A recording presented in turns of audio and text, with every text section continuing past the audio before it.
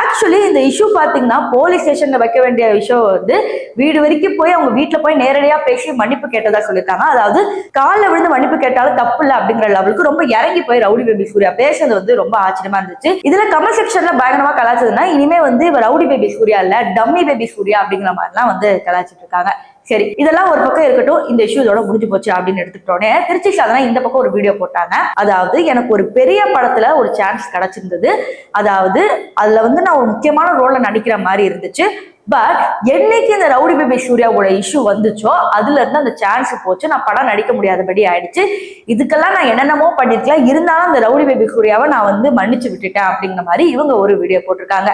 சரி, இவங்க 2 பேருக்குள்ள இடையில தானே பிரச்சனை. இதுல வர சிக்கா தனியா என்ன வீடியோ போட்டிருக்காருன்னா, இந்த மாதிரி ரவுடி பேபி சூர்யா வந்து திருச்சி சாதனாக்கு சாதகமா பேசுற சொல்லி இப்ப என் பையனை இழுத்துட்டு வந்து தப்பு தப்பா பேசுறாங்க. நான் வீட்டுக்குள்ளேயே உட்கார்ந்துட்டு இருக்கேன், என்னை பத்தியே அவ தப்பு தப்பா பேசிட்டு இருக்கா. அதாவது உனக்கு சோறு போட்டு இந்த அளவுக்கு வளர்த்து விட்டதே நான் தான், நீ என்னையே என் மகனையே தப்பா பேசுறியா அப்படிங்கிற மாதிரி இவரு சம்பந்தமே இல்லாம வீடியோ போடுறாங்க. இது எல்லாமே பார்க்கும்போது ஓவராலா கண்டென்ட்டுக்காக தான் பண்றாங்கன்னு தெரியுது.